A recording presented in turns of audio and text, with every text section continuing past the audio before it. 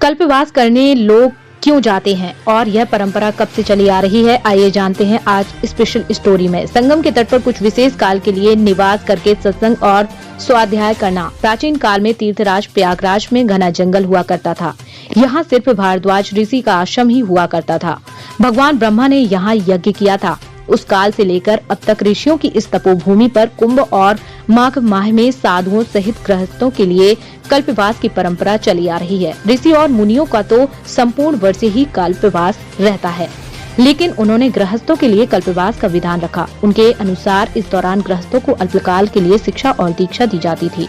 वर्तमान समय में भी बहुत से लोग प्रयागराज के संगम के तट पर कल्पवास करने आते हैं। माघ अल्पवास करने से जीवन में क्या परिवर्तन होता है और क्या करना चाहिए, सुनिए कल्पवासियों की जुबानी।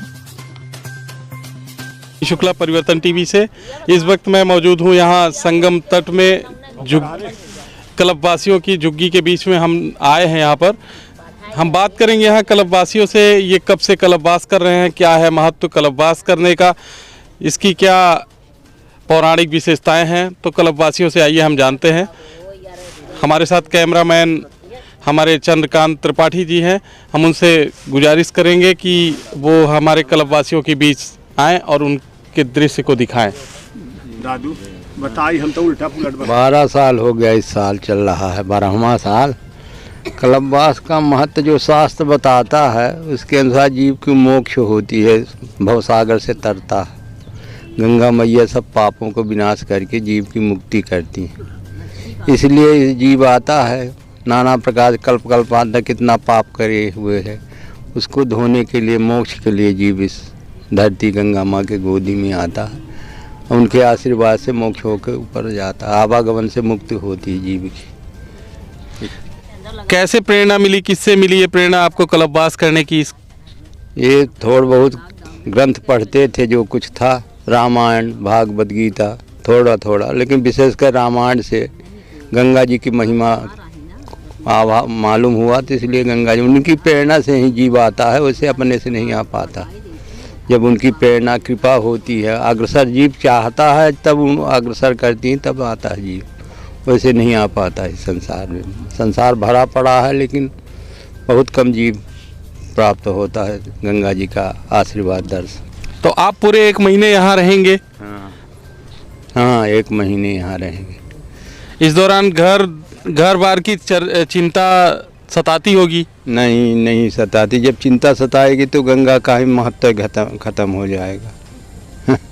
जब घर में चित्त रहेगा तो स्नान करने भर का थोड़ा बहुत महत्व मिलेगा, बाकी नहीं। जीव को मोक्ष चाहिए भवसागर से तरने के लिए। ये भवसागर तारने के लिए तारणी मातेश्वरी हैं।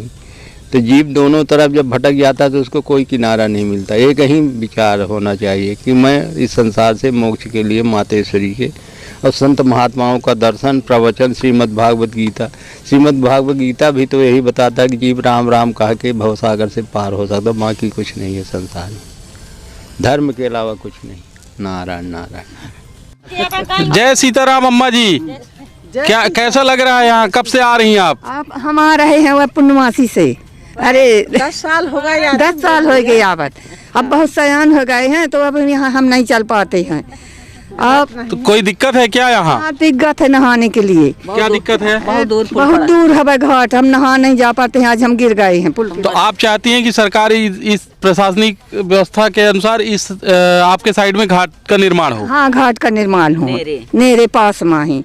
अरे बहुत दूर है, व्यवस्था नहीं करें, पैदल नहीं जा पाते हैं, बहुत दूर है। कहाँ से आई हैं आप? हम सतना जिला से। सतना में कहाँ से हैं? डगडी है। और आप लोग कहाँ से हैं? हम लोग चाघाट से हैं भैया। क्या व्यवस्था है, क्या कैसा लग रहा है आप? तबीयत बहुत ठीक ठाक नहीं रहा है तो परेशानी आवत थी, नहान खोरे में थोड़ा दिक्कत। कब से कर रही है कल्पवास? तो हमको 12 साल हो चुका है। लेटरिन बाथरूम नहीं है, बहुत परेशानी है। लड़का बच्चा सब बाहर है, इसे हमको 5 का थोड़ा परेशानी रहा थी। लेटरिन नहीं आए, उम्र से हम पंजे थोड़ा वृद्ध हो चुके हैं, थकावट। आप बताइए। वही समस्या सबकी है भैया, जो बोली है वही सबकी है। यहाँ शासन की व्यवस्था कुछ नहीं है। गंगा माई बह रही हैं, स्नान दे रही हैं खूब दूर, लेकिन शासन व्यवस्था कुछ नहीं बना है। थकावट। हाँ ठीक है, धन्यवाद।